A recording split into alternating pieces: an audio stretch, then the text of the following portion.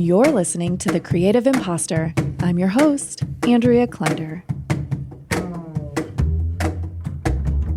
Back in the days before I ever had a podcast production business, before I ever even had a podcast, I had a yoga studio. And it was a hard business model. Some of the most stressful years of my life happened in that place. And it's not lost on me that the whole reason I was attracted to yoga in the first place was for peace of mind. 5 years into that business, I shut it down, filed bankruptcy, and wondered what to do next. We'll skip the depression and hopelessness part for now. But in that time, I was, among other things, a new podcast listener. It was my escape. It was a place where ordinary people like me created businesses, communities, worlds on their own terms without gatekeepers. They were having fun, and I wanted to be a part of it. It was my lifeline. Now, years later, I think some of that magic has been lost.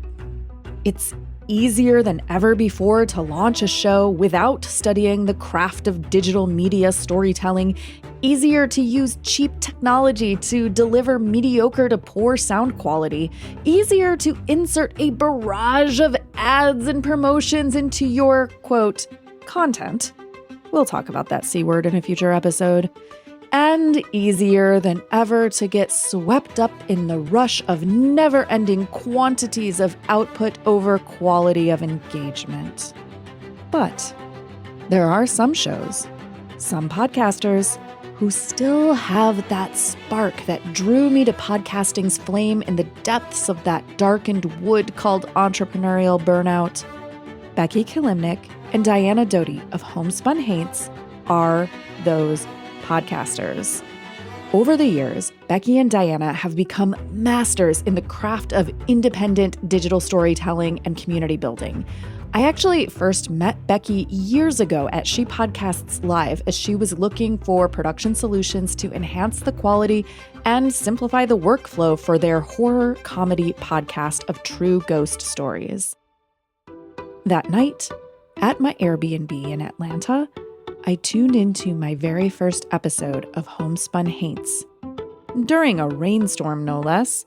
And well, about halfway through, I was convinced the place I was staying in was haunted. And I've been a fan ever since. Ever the experimental entrepreneurs, Becky and Diana have recently launched a new project for the indie business-minded creative searching for a better path. And no, this one isn't haunted. Probably.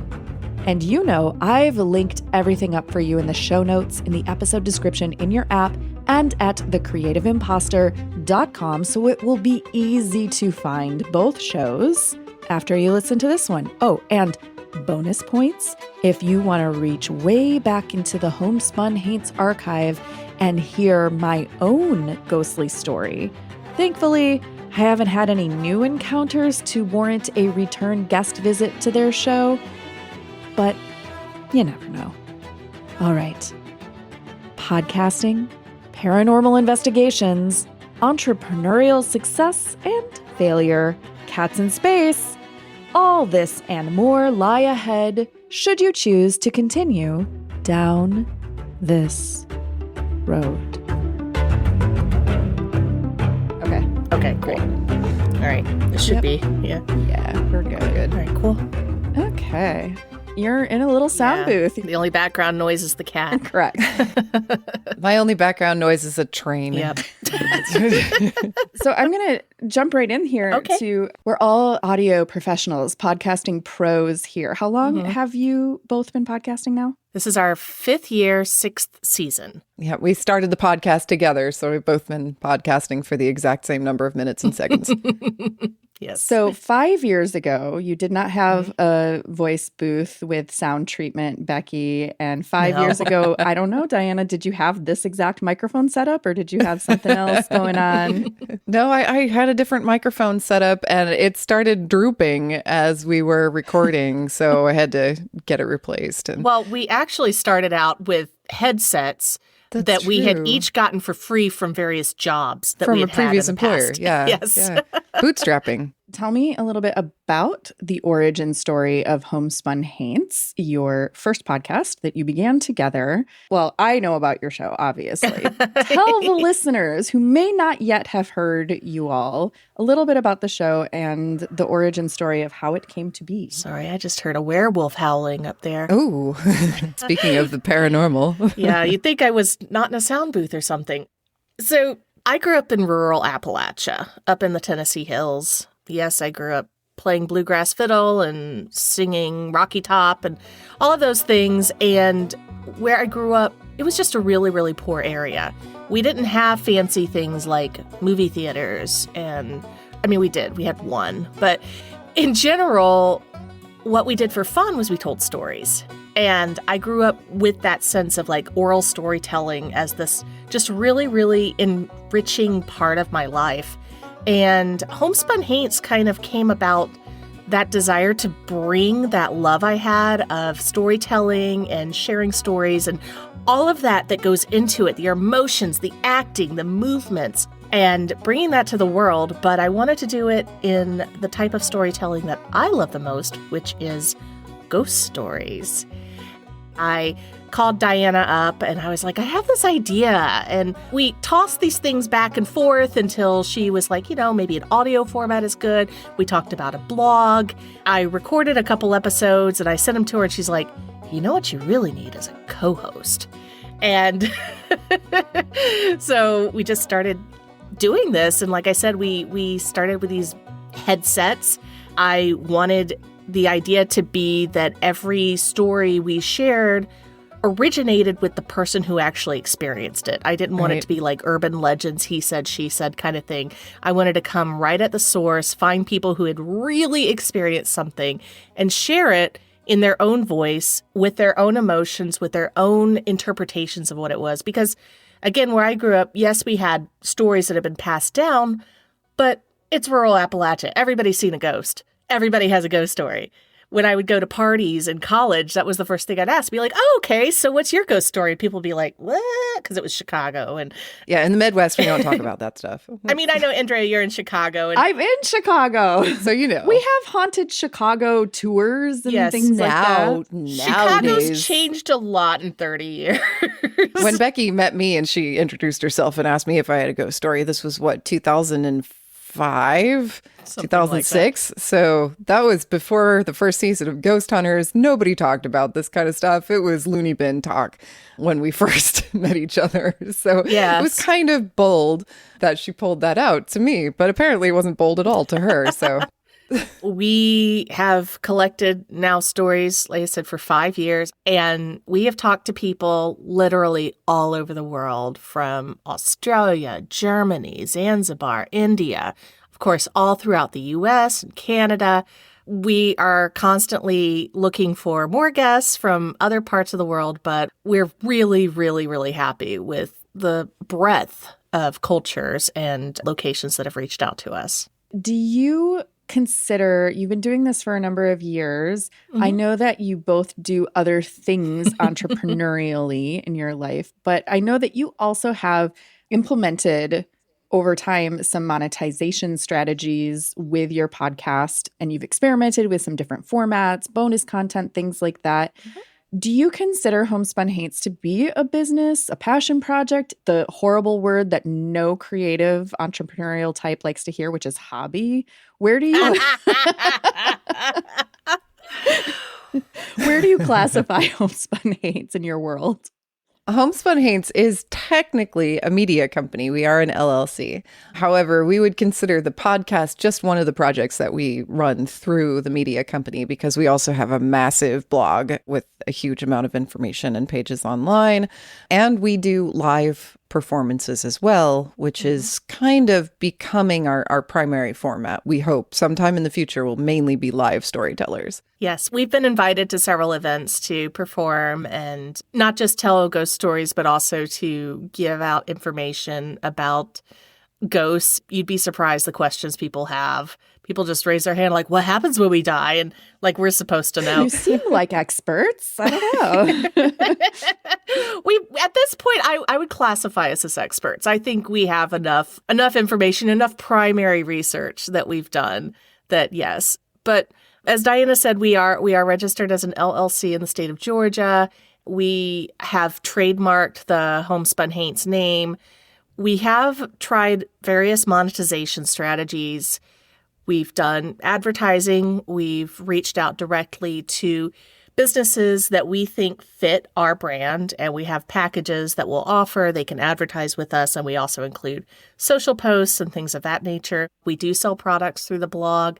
We have merchandise, and the big place that we really like making money is our Patreon, because this is what I think is the purest way to measure success. These are people who are directly finding us and really, really enjoy us enough that they want to support us. We do provide commercial-free episodes for them as well as bonus content. And we also do a lot of other things for them as well. We'll do tarot pools. We have a Homespun Haints book club. And it's really, I think, where we put our energy right now, especially towards monetization. But all of that being said, we have other things that we do with our lives, job-wise, and that's how we're able to keep Homespun Haints something that we are passionate about. Because as anybody knows, once you make your side hustle into your main hustle, sometimes you don't enjoy it as much. Exactly. This is like the story of my life. Right? We know. You have a podcast. We know. So, yes. Yeah. So Patreon, it is so frustrating how so many people set up a Patreon, promote the Patreon, try to come up with all these creative things. And like the percentage of people who successfully grow a community and a following and are able to earn money through this platform versus the people who, no matter what they do, they just cannot seem to get it to work for them. Some of the people who have successful Patreons are like, I don't know why it's successful. I just put it there and said it was a thing and people started sending me money and it's great. And I'm like, why can't I have that? Whatever that is, why can't I have it? But I'm curious if you have any insights into what has worked for you, anything that you tried that was like, okay, this is not the strategy. How have you found success there?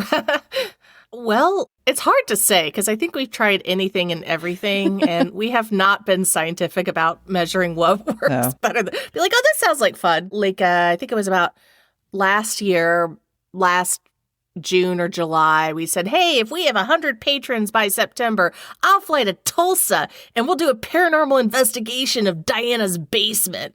And people started signing up and it was like, oh, crap, now I got to do this. So much to my husband's chagrin, oh, man, he was not thrilled about it. But, you know, it was a 4-figure success story when you count in like how that ended up playing out. And we had a blast. We did this live from Diana's basement. We dressed ourselves up in gothified hazmat suits. And we actually bought hazmat suits and went into her basement and did the Estes method. There's video of us wandering around with headphones and blindfolds on, like in a haunted basement. And you can see things behind us that we didn't know were there. It's pretty creepy. We did it for 4 hours, which was probably unwise. But, you know, that was one kind of silly idea that we had. A lot of people tell us that they join because they've listened to every single episode and they want more. Mm-hmm. And that's awesome. We do put out bonus content for our higher tiers and people seem to enjoy it. One thing that people really, really love is we put out the outtakes. And sometimes we call our Patreon the After Dark version of Homespun Haints. There have definitely been some things that people write back. They're like, oh my God, I can't believe you guys said that. I can't believe you put it out. I will clue the listeners in because I am in the Patreon content ranges from the spooky and the macabre to the sexy at times. Things seem to go into categories automatically, season-wise. It's amazing how that works. We've had a whole bunch of things on succubi. Once we had my husband, he just walked in while we were recording. Diana and I were both actually in person here in Atlanta recording, and he waltzed in. I don't think he realized he was interrupting us, and we put him on the spot. And he started going on and on about how ectoplasm is actually, I can't say what he said it was. You can. This is not a censored podcast. All right. So we started talking about how ectoplasm was actually ghost jizz. And it just immediately, everything that he recorded turned into a Patreon. We were like, we can't put that out there, but we can for the special people. Yeah. But Diana and I have way too much education and academic backgrounds, and we are no strangers to digging through research journals and going to the library and going through the microfiche and finding things that you're not going to find on Wikipedia.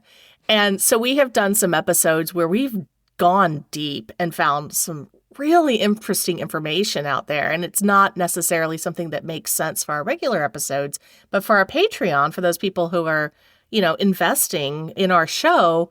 Like, I once read all of these recently translated versions of UFO accounts that Pliny the Younger in ancient Rome had put down after recording reports that people called the Roman army for.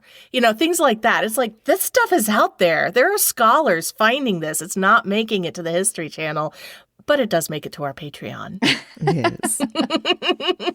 So to just kind of lay it out there, Patreon, what we rely on it for is it covers our expenses, basically. That's the bootstrapping part of our podcast, is we don't have any grants or private money coming in as far as big sponsors or anything like that. So we like that because it keeps us not beholden to corporate sponsors or any type of algorithmic manipulation.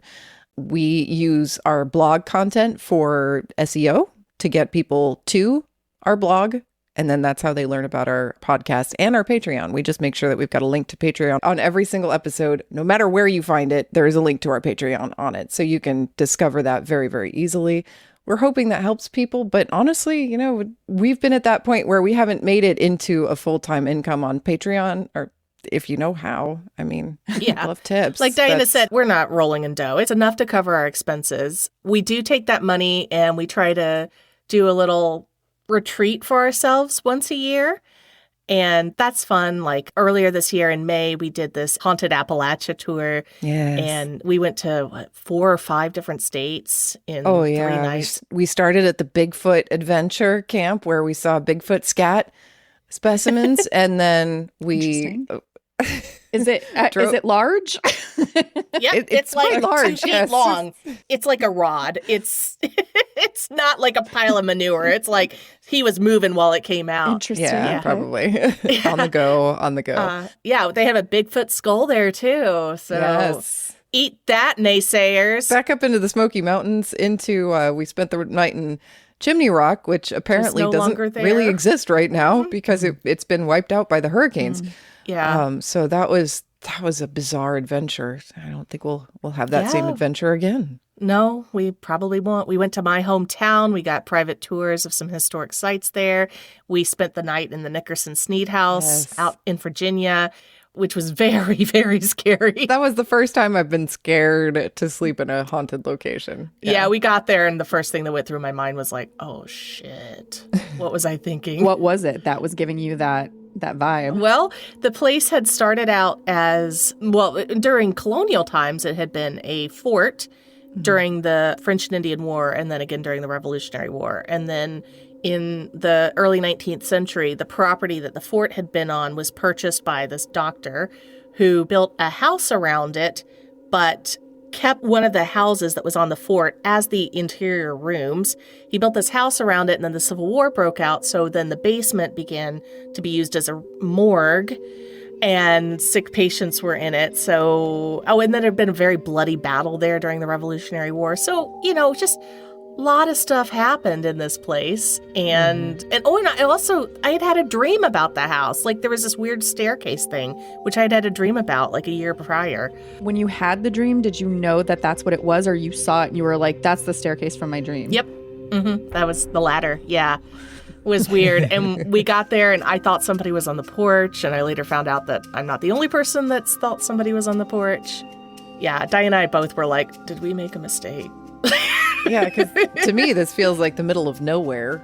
Because, we drive like 4 blocks this way and there's a church and then there's like a cheap motel behind the property. There was an Econo Lodge in the backyard. It wasn't and then you drive several blocks to get to any other business. Okay, Econo Lodge is spooky in and of itself. This is true. They could look out their windows and see us. And apparently that was one of the ways they knew it was haunted at first, I guess, because people from the Econo Lodge kept reporting that they were seeing people on the property when there was nobody there. But then you stayed the night and obviously you survived. You're both here, unless you were ghosts of yourself.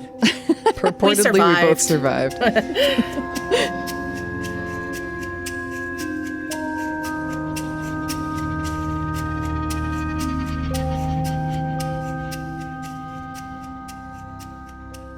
So I have this theory sometimes in my mind. Like I bounce between skepticism and like, oh no, creepy things have happened. And I'm very sensitive to certain like vibes and energy and stuff like that.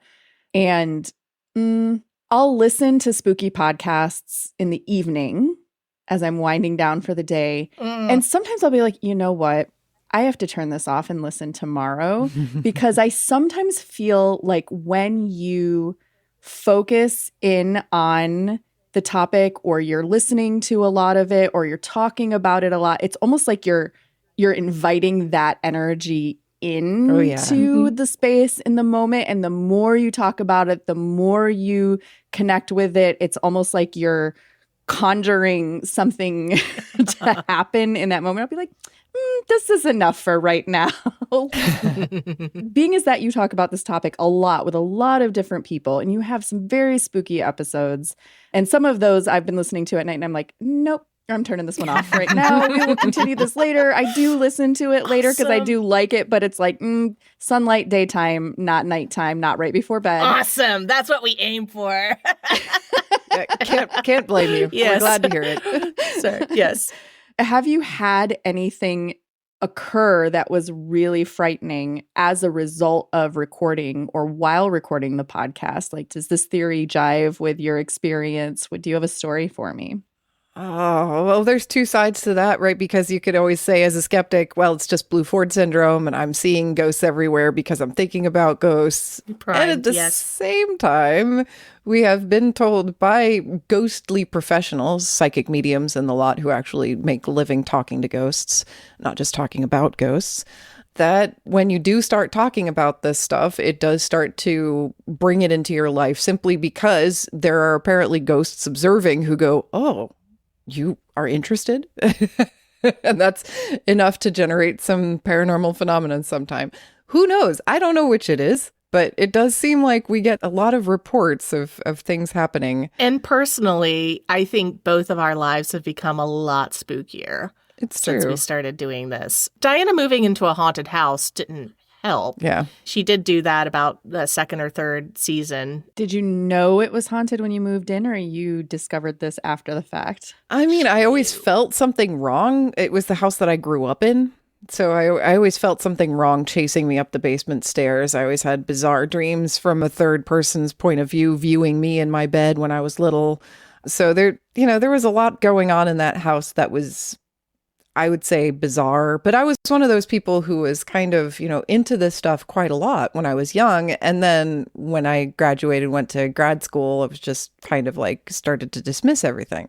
So I had to relearn a lot of what I was thinking when I was a kid. And the podcast made it very much the forefront of my attention there. Yeah. So that is what culminated in the giant Becky basement seance that happened last year. Yeah. I think for me, well, first of all, my family members have experienced a lot more.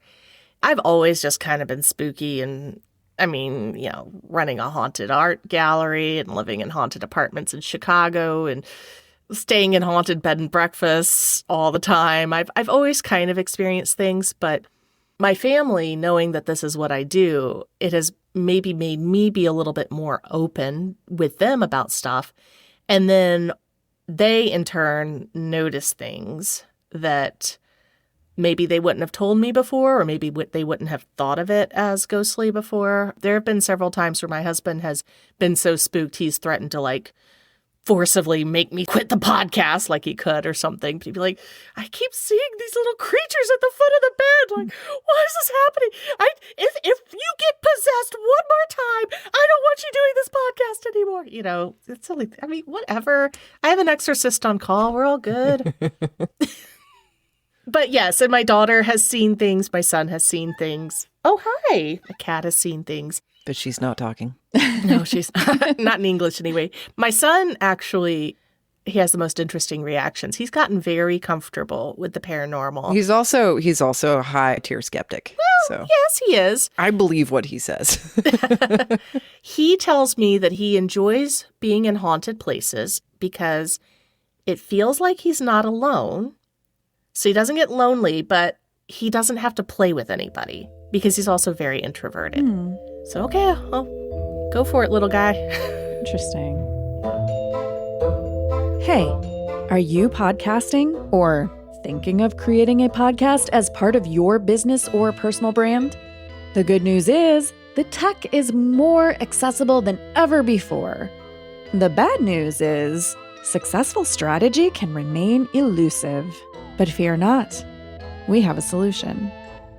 Our friend and creative imposter guest, Megan Doherty, has curated the best of advice, strategy, and insights for you through the Podcasting for Business Conference. This 3-day virtual event, yes, with recordings, is coming up November 13 through 15, 2024. And I'd love for you to join us. You can catch me as part of a panel discussion on how to leverage your best podcasting asset, your voice, and more when you register. It's a scream of a deal at $97. And if you act now and download the free 2024 State of Business Podcasting Report, you'll get 20% off your conference ticket.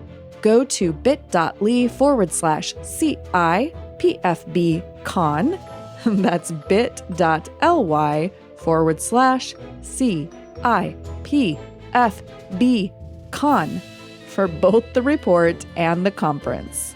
And you'll be supporting the Creative Imposter at the same time because that's my affiliate link. That link is ready for you in the show notes for this episode. Don't ghost your podcasting dreams. Join me and our cohort of incredible podcast pros and pros who podcast for the Podcasting for Business Conference 2024. And when you register, email me to let me know you'll be there. I have a special treat for you when you do.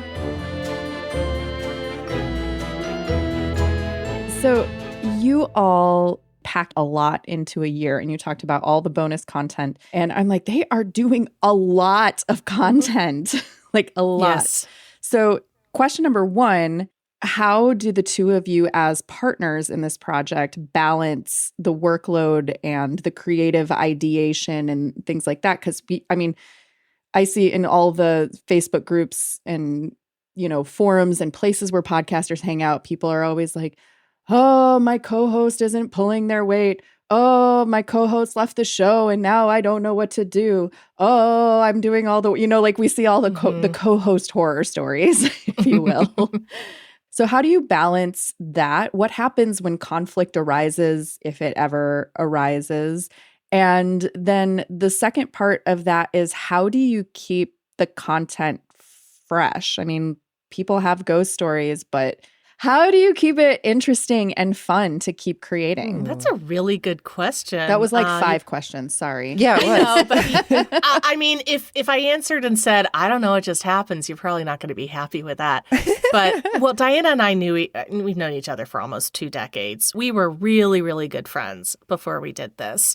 Just like with a really clear understanding of each other's like needs, wants, desires, boundaries, whatnot. So I think that definitely helped. They say don't become roommates with your best friend, but in this case, it worked out really well. We can't exactly be roommates when we live 5 states We're in apart. different time zones. Yeah. But it does feel like I hear Diana's voice in my head every day when I'm editing. So it kind of throws me off when I realize I haven't actually talked to her in a week. Right? So you have a parasocial relationship with your own co-host? Yes, we do. That's true. Ooh, That's interesting. Yeah. We have a very clear division of duties based off of our skills and what we enjoy doing. Diana is pretty much in charge of all of the content on the website, and she does an amazing job with it. And I do the editing of the show. And another thing that has really helped, and this is going to sound bizarre, but we kind of just stopped doing social media. And for me personally, that helped a lot. Having to chase around so many different platforms, so much extra content, so much different types of editing for that content, so much scheduling for that content. And then to get 10 likes. It's At this point, people can tell what's on social media because it's something that the person genuinely had fun creating, and what's on social because somebody feels the need to advertise their business. I feel like people can tell now. And so we were making a bunch of content that was just like, we have to post something on Instagram today about this episode. And it was not fun. And I think people could tell they weren't engaging with it. So we just kind of opened up a Facebook group and we let people interact with each other now. And that works a lot better so that we don't have to be babysitting. Right. Yeah. That's been wonderful. People like that group because it's a safe place where they can share their ghost stories. And we also engage a lot with Patreon. We've kind of tried to think of our Patreon more as our social platform.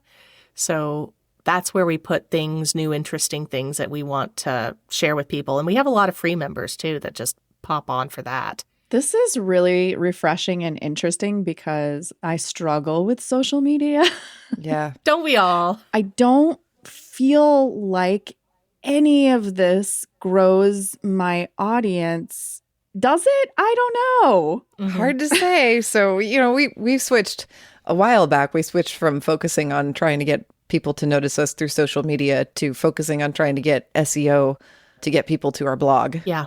And we have great results with that. I mean, we have a dynamite SEO specialist, Mrs. SEO, Stephanie Long, who's helped us get on the path for it. And Diana has trained herself to do a lot of it, too. You can kind of get obsessed and have fun with it, and you can put the energy into that if you're not trying to, create 4 pieces of TikTok content every day. Exactly. Like we were actually doing at one point. And did it help things? I can't tell you. And so how do you keep the podcast content fresh and exciting and fun? Just by getting people's original stories. I mean, we've never heard a repeat of the same exact story ever. Yeah.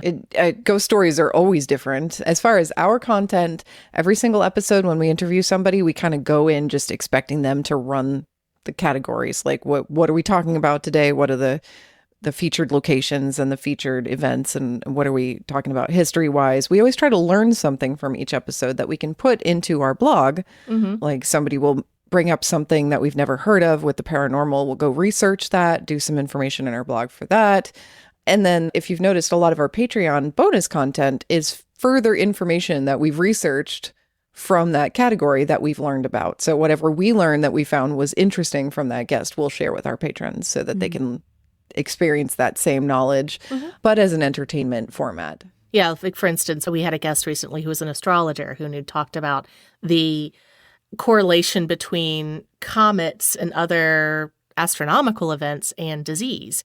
And so we went and researched and we found out why that's believed, and we talked about different opinions, and we talked about a theory that maybe a comet in 533, I think, caused the first outbreak of plague in North Africa.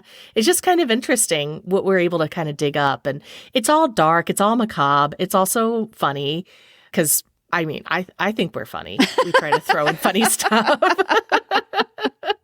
And we really do. We're not educational we are both educational specialists, but this is not an educational blog or company. So we always focus on the entertainment value. We never focus on trying to research anything down to like brass tacks or expecting people to give us evidence or proof of their haunting. That's not what we're about. And a lot of people get confused when they see our show. They're like, oh, they're expecting us to pull out an EVP meter and start, taking readings. And just saying, it's the pipes, it's plumbing, it's making noises like this fan. No, we're never going to do that, because the whole point is storytelling, right? The point is the entertainment of having somebody tell you, oh my God, this scary thing happened to me one day. Mm-hmm. That's fun. Have you ever, this is kind of a little bit of a tangent, but have you ever felt when somebody was telling their story, and you don't have to call anyone out, of course, but have you ever felt like that they were making something up, or like you didn't really feel like they were being authentic about something? Absolutely. Oh, yes. And we do not include those in our episodes. We do not air those episodes. We cut that out. Oh, interesting. Yep. Yeah. We don't want people making stuff up. I mean, that's not what we're all about. Our thing is everything you tell us has to be your truth. Yeah. And that's the other thing, is we're completely non-judgmental. We have had people of all faiths, all beliefs. We've had people that have told stories and they're like, but I don't think it was a ghost. I just thought it was kind of scary. We think it's a ghost. But we're not going to try and convince anybody that what they're telling us isn't true. Yeah. However, Diana and I have had enough training in enough different areas to be able to tell when somebody's lying. Mm-hmm. And when that happens, we just don't air the episode. We politely thank them and bury the evidence. Yes. Have you had any other challenges along the way with Homespun Haints, or anything that has come up that has been like a conflict or a difference of opinion between the two of you, or anything that is still like, if we could just figure this out, then it would be better? I mean, we have disagreements, but we resolve them. We're adults. We've got a long friendship. And I personally believe that any strong friendship, can go through conflict. And we're not afraid to bring it up if we're upset with the other person about something. And the other person usually is very understanding. And we work through it. And we survived COVID together. And I think if anybody can survive that, like through the tears and the depression and the anxiety that everybody experienced and come out. Yeah. Yeah. If we got through 2020, we're not going to have any problems. So we were one of the few podcasts during the pandemic that started right before the pandemic, because we started at the end of 2019, ironically. Mid 2019, July 1st, 2019. Yeah. So, 6 months later, everybody had a podcast. Yeah, so many people had pandemic podcast babies. Yes, we were first. Yeah, we were doing it before then. Yeah, I don't know, Diana. I mean, I don't want to start a fight here. Do you feel like that explains it right? I think what really, really explains our mindset and the way that we've been able to get along so well is we've both been business owners, bootstrapped entrepreneurs who have clawed, kicking and screaming to get a startup off the ground by ourselves. So we know what it's like to work with other people that may or may not be in the mood to work with you every single day. We know what it's like to be on a schedule that kind of changes last minute. We know what it's like to deal with third parties who have certain expectations and have hundreds of those third parties, not just one boss. We know what it's like to not make a profit off of something for the first 3 years and have to put your own time and money into it. We are used to that enough that none of those problems came up and were like, issues. Right. That's a really good way to put it. Yeah. Yeah. So that segues us into talking about some of the entrepreneurial endeavors that you have outside of Homespun Haints, the show. You were mentioning how it is a media company. And right before we started recording, you said, oh, we might be transitioning into some more video content. I was like, wait, don't talk about it right now. We got to press record first. And video is another, maybe to a slightly lesser degree than social media, another pain point for me for completely different reasons. And I know that you have another show that has popped up on YouTube specifically called The Second Startup. Tell me what's happening entrepreneurially behind the scenes, as if Homespun Haints, the show, was not a full-time job already.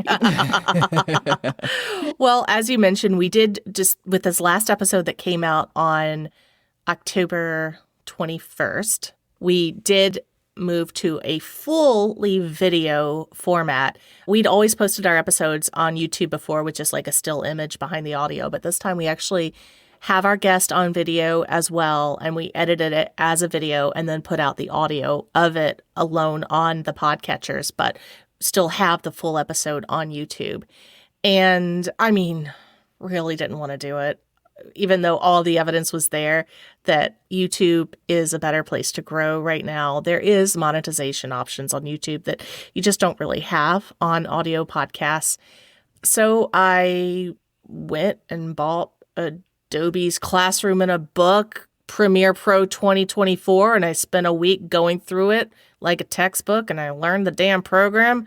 And I edited the damn video, and it was actually a lot easier than I thought it would be. So, okay, I haven't watched the video version of Homespun Haints, and this is part of my resistance to video, which is, it doesn't make sense because I actually studied film and video in college. Oh, no wonder you hate it. I was in a mass media communication and broadcast program, and you could sort of like pick your specialty, and I picked film and video.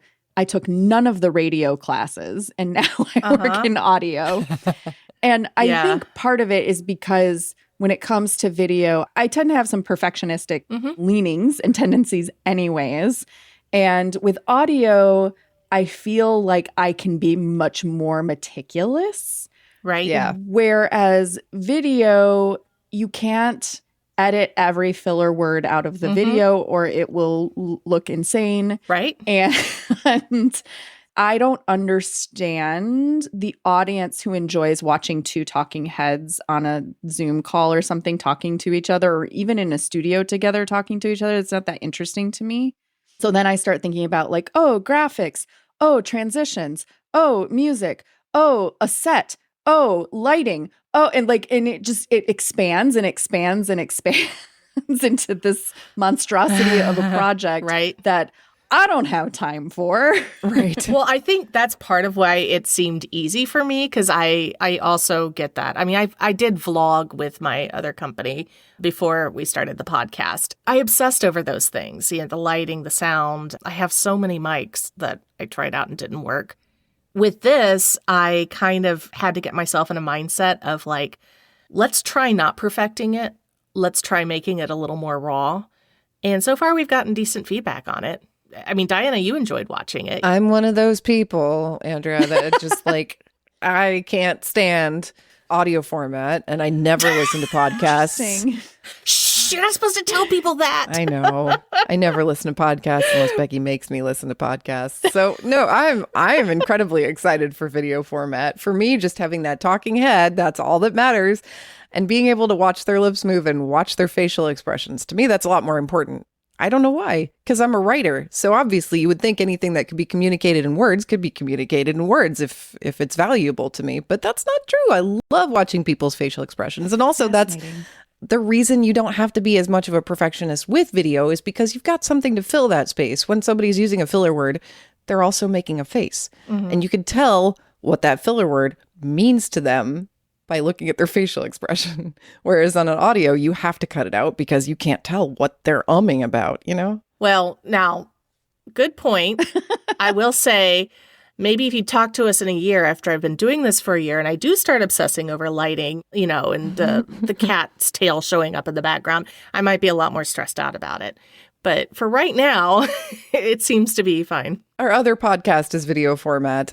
And that's supposed to be more professional than entertainment. So, although I will say it's very entertaining. Like you had some fun graphics in there and cartoon cats doing things and stuff like that. I was more interested in that format because there were other visual elements besides just two talking heads having a conversation. Yeah, we were trying really hard with that. And thanks for mentioning that. So that is The Second Startup, which is a podcast that we started to promote our other business, The Concept Spot, which is a web design and pitch deck and branding strategy company that I first opened in 2006, about the same time I met Diana.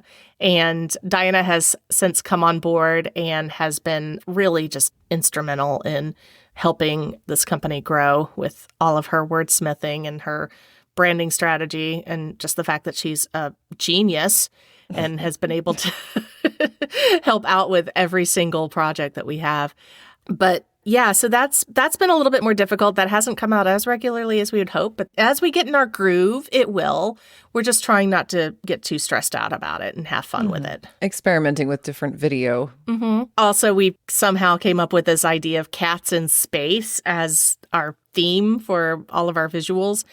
There's not a lot of photos of that out there, so we've had to get really creative with AI and putting helmets on our own cats and doing things of that nature. But yeah, it's been a lot of fun. The whole purpose of that show is to sort of give people a taste of the experience that we've had starting and running the multiple businesses. As Diana said, we've both been bootstrap entrepreneurs. We've had brick and mortars. We've had service-based businesses. We've taken out loans. We've gotten funding. We've tried to fund everything on our own. We've done it all. Mm-hmm. And the whole show is kind of about like sharing our experiences, sharing what worked and what didn't work so that people don't make the same mistakes that we did. But not going to say that was all mistakes, but, we did learn. That after my first startup shut down, my very next thought was, oh boy, I'm never opening a business again. That didn't last. So I'm thinking a lot of entrepreneurs have that journey where they do their first startup, doesn't work out because, most startups don't work out. Mm-hmm. And then they think, oh boy, that was a mistake. But what they don't think about is, where did the mistake happen? Yeah. So that next time you do it, you can go forward with all the information that you have and say, okay, here are the exact mistakes I made before. How do I avoid that? And that is what this podcast is for. This is for the entrepreneur who's giving it another go, who has opened one or two businesses before, found that they either failed or were not satisfying, or, like we said earlier, it ended up being the main hustle instead of the side hustle that's suddenly no longer enjoyable and it's just work a day and it's horrible. Helping that person visualize and really percolate out those mistakes or errors or places where they might have gone astray, and helping them actually get a written plan for the next time this happens, what they're going to do to avoid those things. All of this is very familiar to me. As my first business was a yoga studio because I loved doing yoga. And so then I became a teacher and I loved teaching yoga. So then I opened a yoga studio and it became hell. It literally became hell. Right. And and it was like when I closed that business, years later, I'm like, oh, I see what the actual problem was. But it's like years later. And immediately after, my very well-meaning friends who were not entrepreneurs were like, well, you tried. You gave it your best. It was a good 5 years, and now you can just get a job. Oh. They always say that, don't they? Yeah, don't they you just want to pop their heads off their bodies when they say that? It's but you're so bold for trying, so young to open your own. Oh, gosh. F you. Yeah, and I did not want to open a new business at that moment in time. Like, I also did not want a job. Nope. Because you have that taste of like being accountable only to yourself, really, and your 400 little bosses that come in once a week. Yeah. Yes, correct. Correct.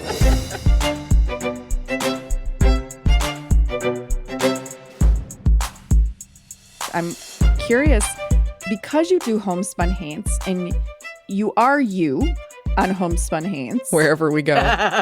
There we are. Wherever you go, you are you. But you also, when you create a show, you also have a persona, right? That is wrapped up in that show. That is a specific character, a specific part of you. And then you have this entrepreneurial project, web design, branding, which is also you, but maybe a different aspect of you or your experience.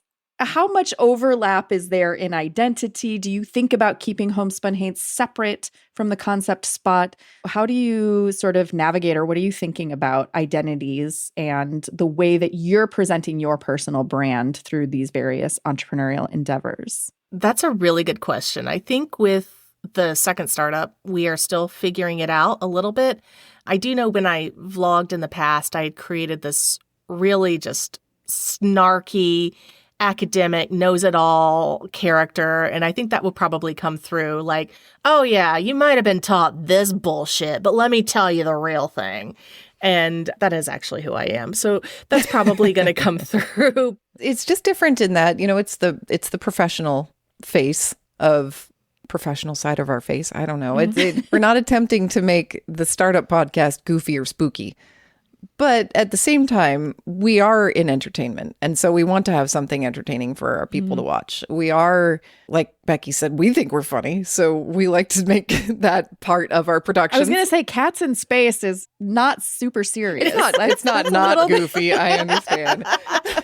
Yeah, I'm still wondering about that choice, but we're just going to go with it. We're just going to go with it. Here's how the conversation basically went. Becky was like, we should do video format. And I said, oh, nobody just wants to watch talking heads like you just said.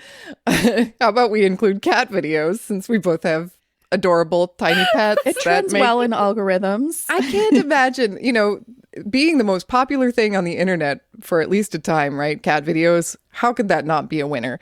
So I was like, well, we just need to include some cat videos in our presentations. Keep them short, keep them very to the point, and have a lot of notes in the description so that people don't have to watch the whole thing if they don't want to, but also just make it have some kind of comic relief, some kind of cute, like reason to keep your eyes on the screen when you're stressing out and going, oh, I don't know if I can do this. Oh, this sounds hard. Oh, this sounds like it's going to take me a long time. Whatever. You got something for stress relief right there, right? Because that's, you've got a good friend when you say to them, oh, I'm having a day, and they send you a cat video. That's a good friend. They understand. So we try to put the cat videos in there. And then Becky's idea was, well, because we're talking about people who are launching their second business, I wanted to have a launch theme. But I would not let go of the cat video idea. So we ended up with cats in space. Well, I'm enjoying it. I'm a big sci-fi nerd. I mean, used to actually have every single Star Trek Next Generation episode on VHS.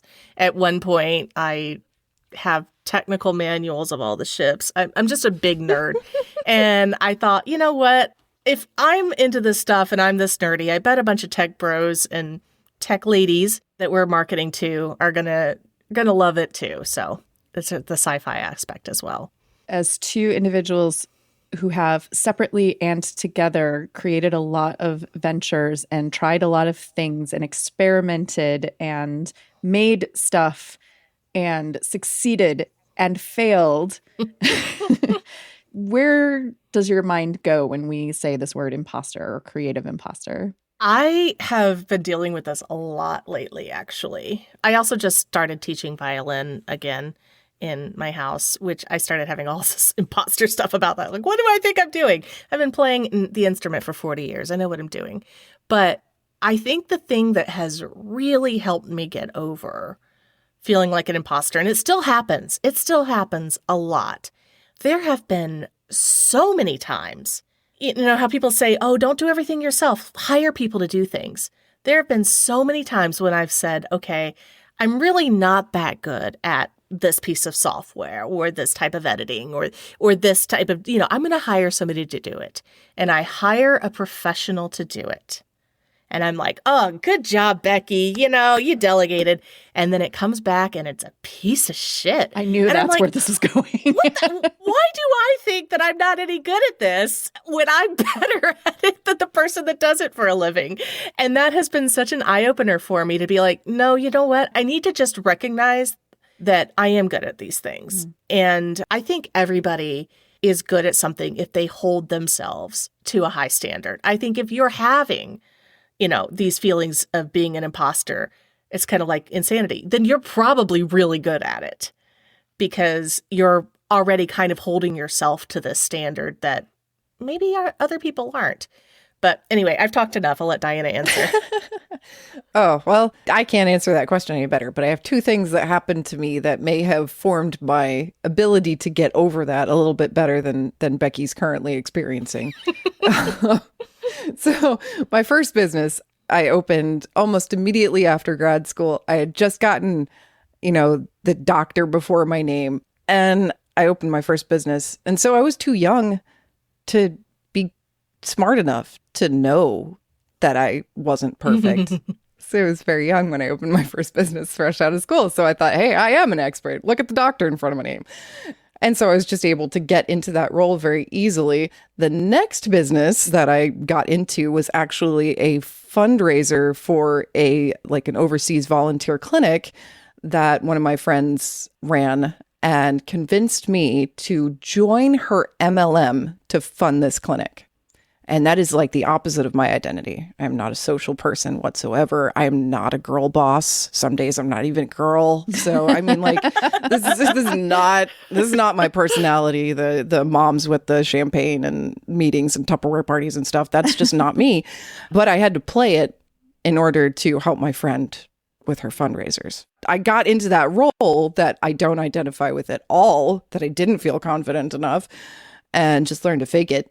So I've seen both sides of the coin, from where I was actually the expert and where I was completely the imposter, but had to present myself as the expert either way. That's awesome. I need to learn some things from you. Oh God, don't learn it that way.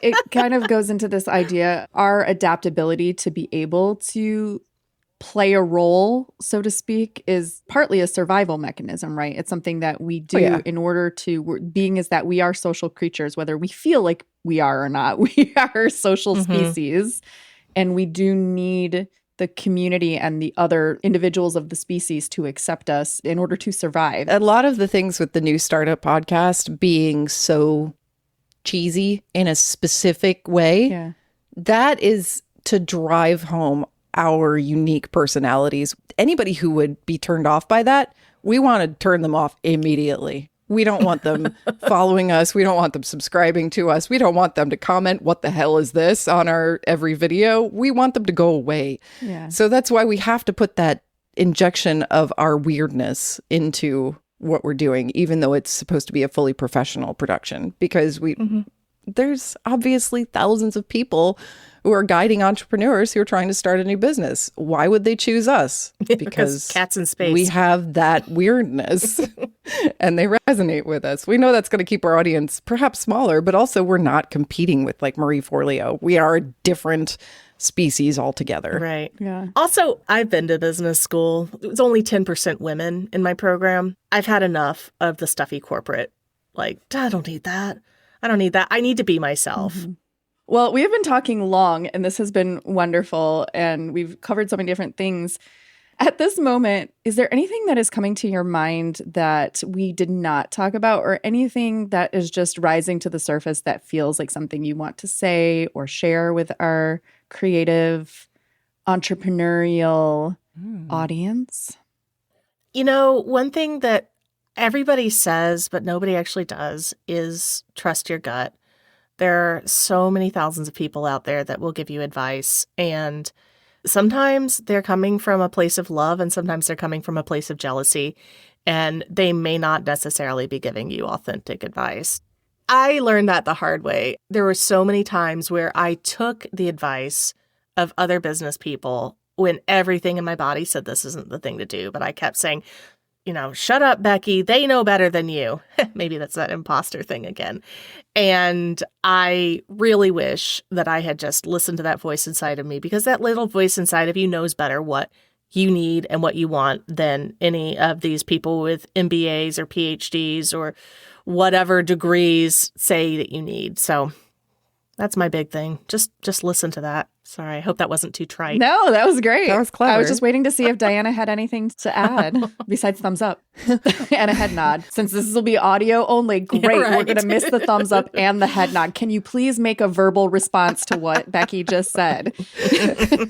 Boy, do I have a podcast for you. It's called The Second Startup. It's airing on YouTube. Yes, just go to youtube.com/theconceptspot and you can find our videos, and you can go to youtube.com/Homespun Haints and find our new video episodes, or you can just listen to us on whatever podcatcher you have. I feel like new video episodes was so sparkly and jazz hands, and then or on whatever audio podcast. We're a little tired of audio format, I guess, after 5 years, after half a decade of being on audio. How do we keep it fresh? Oh, we don't. Trust your gut. Follow your creative entrepreneurial dreams. Align yourself with the right people. And go listen to or watch Homespun Haints and The Second Startup, because then, to steal Becky and Diana's tagline, you'll have a spooky day. The Creative Imposter is produced and edited by me, Andrea Klunder. Our show notes can be found at thecreativeimposter.com, along with our podcast production, editing, strategy, and coaching services. The Creative Imposter theme music is by Jovia Armstrong. I thank you so much for listening, and this week I invite you to consider how you're keeping it fresh in whatever it is you're creating.